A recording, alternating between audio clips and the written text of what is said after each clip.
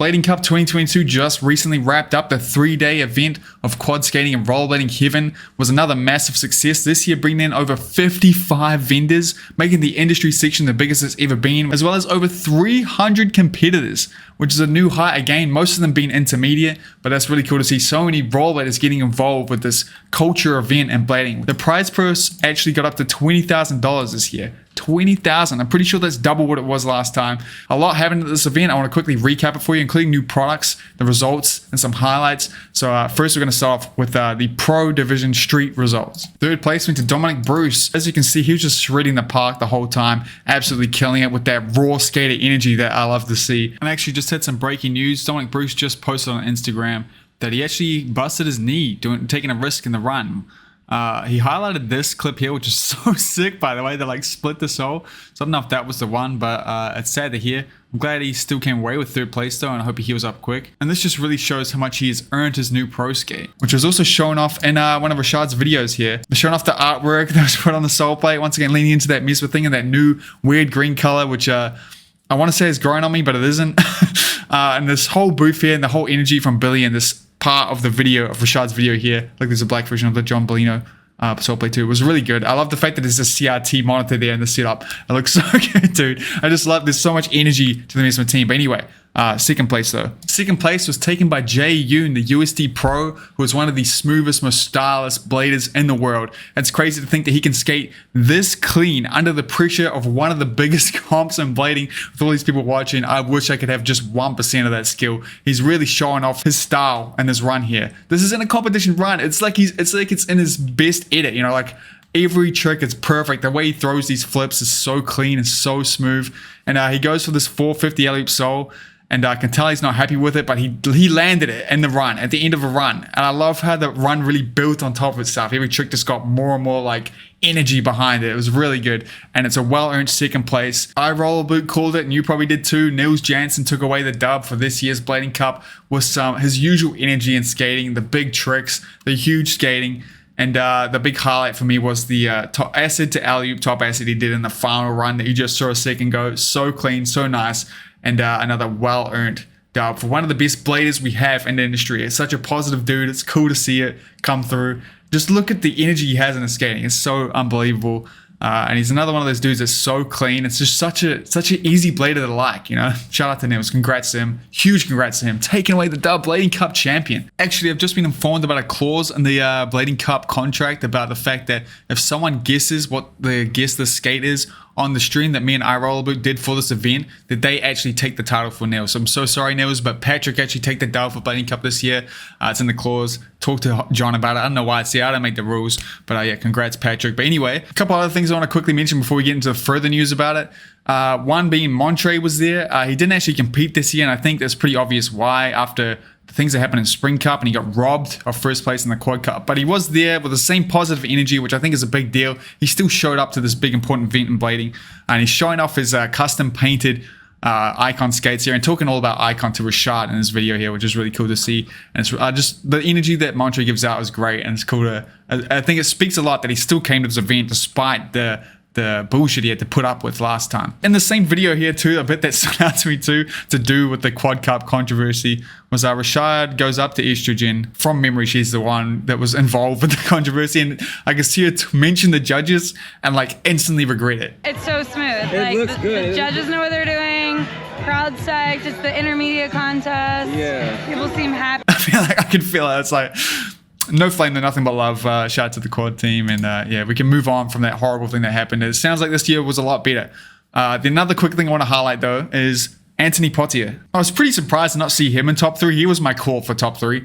He absolutely killed it. His skating, it really is like, it's on another level, man. Like, it's almost like he just goes so much higher and so much bigger on his tricks from the setup he's on. It's like he's in a different sport. It's hard to explain for me, but his skating was so impressive. He was boosting, and the big highlight though is the fact that he's skating his new pro skate, which is a variation of his original FR skate. There is now a brand new white version of it, which is looking so crispy, man. It looks so nice. I'm glad to see another one come out from him, because this dude is one of the best skaters we have. And yeah, the skate is so clean looking, man. The white version, dude, is clean, dude. It's so clean, man. And no one saw it coming too. Moving on to the vet results, here they are here. I didn't get to see much of this one because I want to remind you all that I was watching this from New Zealand through horrible Instagram live streams, mostly with iRollerboot Live. So sadly I didn't see much highlights, but one thing did stand out for me for Randy with taking the dub with this Disaster Soul. The thought of doing a Disaster Soul on this box is so insane, man. Like, look, it kicks you up so high, and if you miss a Soul, man, Soul's the worst trick to miss on a rail, you know? You're going straight to, like, everything bad. And if you miss, it's a gap to zero. So massive props to Randy. Congrats on the dub. Another highlight for me for him, though, was his skate setup. If you notice these orange 99s he's skating, this is the new them collab, which is with The Weeknd, which is a skateboarding company. So it's a skateboarding and rollerblading collab, which is such a huge deal. And I would say a bigger deal than the Clark collab. And it's a whole lot of stuff that came out with it. A whole lot that I can't really get into, but shout out to, it's got it printed on Soul like Mesmer did. But I think it makes sense in this regard. But anyway, I won't talk too much about my opinion on it. It's a whole video in itself. And I just wanted to highlight his setup here where he's riding the Roadhouse orange wheels and anti-rockers, and it looks so fresh. The whole team looked real fresh on these skates. Like Sean Casso had like a white and orange setup. The bright skates, they grind on me, man. They look so sick. And yeah, if you want to learn more about them, I will link you to a video that just came out from Tom, who did a really good job covering the story behind it, all the products that came out. Definitely check it out if you haven't seen it yet. I'm sure you have, but if you haven't, and while you're there, you might as well cop his new merch. He's got some cool stuff coming out. But anyway, enough plugs of the homie. The skates are in Zoomies, dude. They're in freaking Zoomies. Them skates in Zoomies. It's funny to think, like, skateboarding, like, I feel like it's a massive L to get in Zoomies. But man, I'm so hyped about this. It's so sick. You can get aggressive skates at fucking Zoomies, dude. That's so sick, man. Moving on though. Over in the Bladey Street division, we had Tina getting first place, Emmy getting second place, and Catherine getting third place. Now I didn't get to see any of this event. I completely missed it. I couldn't find an Instagram stream of it, so I don't have any highlights, but congrats to them. They absolutely killed it. And this highlights the more bigger issue. From here, I don't have any more results. This is what I managed to decipher from terrible Instagram streams, just listening in, trying to hear through the muffles of who won and trying to correlate it with the list of competitors. So there's quite a big chance that I got these wrong, but hopefully I didn't. Let me know in the comments if I did. And if you have the results for the quad skating and the mini ramp sections, please post them in the comments so that other people know. It'll help me out a bunch. But this highlights a bigger issue, I think. The fact that there was no decent stream of this event. Maybe that's a good thing. I see a lot of people talking about the fact that makes it more of an event that you need to be at, which is kind of cool. In this day and age where, you know, we do a lot of things digitally, you know, social media is pretty bad for people. We all know that. It's kind of good to have something where you're better off being there. There's no really way to be there without being there, but it was very frustrating. And I know there was a lot of people like me that had nowhere to go, that really wanted to see this live, and there was no revenue. There's no way to do it. There's no option other than Instagram feeds, which were really, really hard to watch. I can't stand Instagram Live. The worst part is it all disappears too. Like I can't even go back and look at it now. It's all gone because Instagram, as far as I know, doesn't save it. And it got me thinking, like maybe, I know Ben was thinking about this too, iRollerboot, maybe we should change that, have a decent stream there, set it up, you know, because I am going to Spring Cup and this got me really hyped about it. But anyway, moving on from that though, and that complaint, there were some other complaints about this event. The biggest complaint being the obstacles that were at the competition for Blading Cup. They seem to be the most bare bones it has ever been today, and at least off the top of my head, they are. And it made a bunch of good memes like this picture here, POV, you're at Blading Cup, and this one here, like how them, it's a them collab for the new Blading Cup venue. Now, I didn't absolutely hate this venue. I mean, the lack of obstacles made it easier for people to film, made it hard to miss what's happening. There was only really one main obstacle, which was kind of good. And I feel like the whole vibe of the Blading Cup has been an event where, like, it's not like it's a perfect skate park. It's kind of a sketchy, scary, unique obstacles that really, you know, test the pros, make them nothing safe to do. Everything's hard. And I do like that. Although, yeah, it does seem kind of weird to see the cup be at such like a peak of like prize pool money and like vendors and stuff, and have the park be the smallest it's ever been. These memes that came out of it are absolutely great. Though there were some other fire ones that lost the time too, but I really do hope that in Spring Cup, the one I'm at, they do a little bit more, at least something, you know, because man, if I was getting that spot there, I don't know what I do, dude. But there's some other highlights for products I want to run you through real quick. All of these come from Rashad's video, by the way. Thank you, Rashad, for putting out some content to make it more possible to see what happened at Blading Cup. You're the man. And yes, I know who Rashad is, okay? I know who Rashad. Anyway, Moonshine had a couple new big drops, including a brand new wheel and the sick packaging here. A nice kind of like meaty red, which is interesting. I do like it. But the big one for me was this new sole plate for the Mesmers, a custom quality sole plate. And look at that thing. It looks so premium for the Mesmer skates. And wait till you see it on the skate. Look at it on the skate. Look at how much it brings. It makes that skate look premium. I don't know. It really transforms it. The all black look is so fresh too.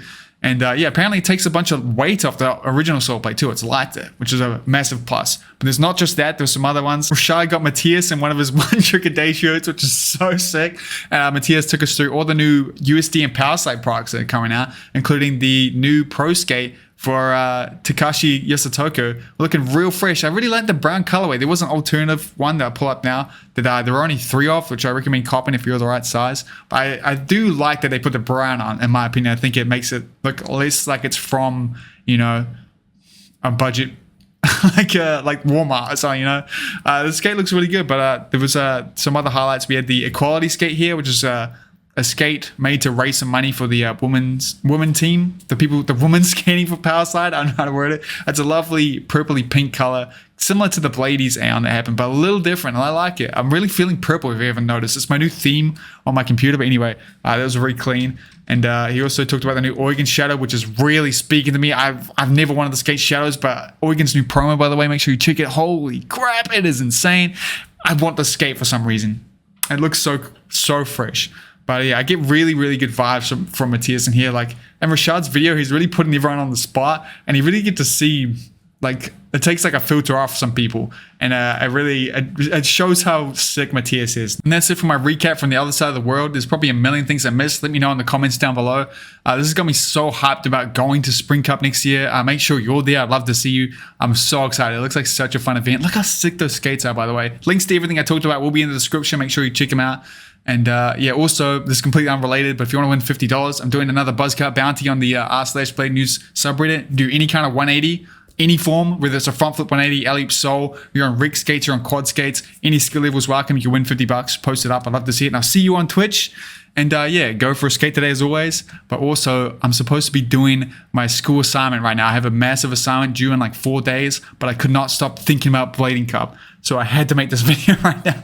So, yeah, maybe thumbs up for that. I'm so screwed. You have no idea, man. I should not have done this.